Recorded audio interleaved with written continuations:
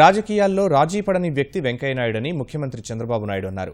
ఒక వ్యక్తి అనుకుంటే ఏదైనా సాధించవచ్చు అనేందుకు వెంకయ్యనాయుడు నిదర్శనమని అన్నారు. కేంద్ర మంత్రి వెంకయ్యనాయుడు 4వ పర్యాయం రాజ్యసభకు ఎన్నికైన సందర్భంగా విజయవాడలో ఆత్మీయ అభినందన సభ నిర్వహించారు. కార్యక్రమంలో ముఖ్యమంత్రి చంద్రబాబు నాయుడుతో పాటు శాసనసభాపతి కోడెల శివప్రసాదరావు, మంత్రులు కామినేని, ప్రతిపాటి, దేవినేని ఉమా, రావెల కిషోర్ బాబు, మాణిక్యాలరావుతో పాటు పలువురు భాజపా నేతలు పాల్గొన్నారు. ఎంపీలు రాయపాటి సాంబశివరావు, కేశినేని నానితో పాటు పలువురు ప్రముఖులు కార్యక్రమంలో పాల్గొని కేంద్ర మంత్రి వెంకయ్యనాయుడును ఘనంగా సన్మానించారు. నాకు తెలిసినంత వరకు సౌత్ ఇండియాలో ఏ నాయకుడికి ఆల్ ఇండియా లెవెల్లో ఇంత గౌరవం దక్కలేదు. అలాంటి గౌరవం దక్కింది వెంకయ్యనాయుడు గారికి. వచ్చిన అవకాశాన్ని సద్వినియోగం చేసుకోవడమే కాకుండా మనకంటూ ఒక లెగసీ క్రియేట్ చేయాల్సిన అవసరం ఉంది.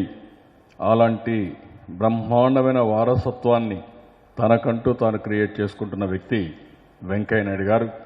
అదే ఆయనలో ఉండే చాలామంది కంటే విలక్షణమైనటువంటి వ్యక్తిత్వం, పనిచేసే విధానం, ఇది ప్రతి ఒక్కరు కూడా ఆదర్శం కావాలి.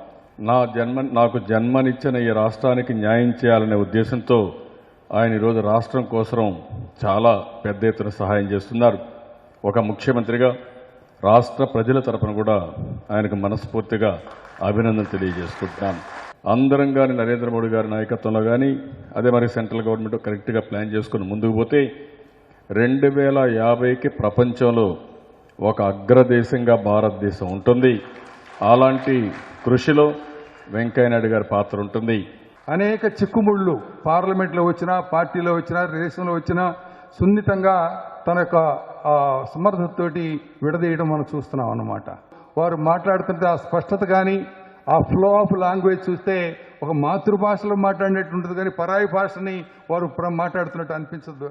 ఈనాడు ఉన్నటువంటి రాజకీయాల్లో ఈ రాష్ట్రం ఒక ఒడ్డుకు చేరాలి అంటే వారి యొక్క కృషి, చంద్రబాబు గారు చేస్తున్నటువంటి ఈ రోజునటువంటి కష్టం, దానికి వారి సహకారం తోడై ఇంకా ఈ రాష్ట్రాన్ని అభివృద్ధి చేయాలని కోరుకుంటున్నాను. ఈ పార్టీలో చేరిన రాజు నుంచి ఈ రోజు వరకు రెండవ ఆలోచన చేయలేదు, మడమ తిప్పలేదు, ప్రాణం పోయేంత వరకు పార్టీని వదిలే ప్రసక్తి లేదు.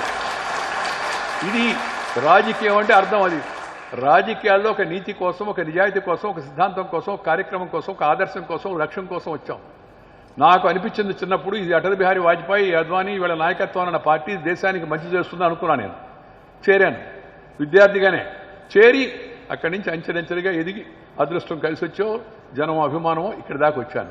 ఈరోజు సాయంత్రం బహిరంగ సభ ఉంది కోపటి సెంటర్ మైదానంలో. అటల్ బిహారీ వాజ్పేయి వస్తున్నాడు, దయచేసి అందరు రండి అని అనౌన్స్ చేసేవాడిని నేనే, కాలేజీలో యూనియన్ ప్రెసిడెంట్గా ఉండి. ఆ మైక్ అనౌన్స్మెంట్ చేసిన అటల్ బిహారీ వాజ్పేయి గురించి, అద్వానీ గురించి మైక్ అనౌన్స్ చేసిన వెంకయ్యనాయుడు ఒకరోజు అదే అధికార పార్టీకి అధ్యక్షుడై అదే అటల్ బిహారీ వాజ్పేయి అద్వానీ మధ్యన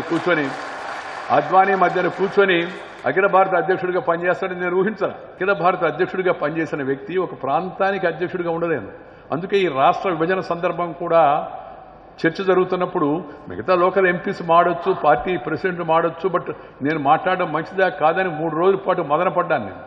ఎప్పుడైతే లోక్సభ జరిగిపోయిన తర్వాత లోక్సభలో ఏకపక్షం అయిపోయిందని విమర్శ వచ్చిందో, ఇక చూస్తే దాంట్లో ఏమీ లేకుండా పోతుందనే ఉద్దేశంతో గట్టిగా మాడాలని నిర్ణయించుకొని రాజ్యసభలో గట్టిగా మాట్లాడడం వలన ఎంత ప్రయోజనం జరిగిందో అది రాష్ట్రంలో ఉండే ముఖ్యులు అందరికీ తెలుసు. ఈ కువిమర్శలు చేసే వాళ్ళకి నేను సమాధానం చెప్పాల్సిన అవసరం లేదు.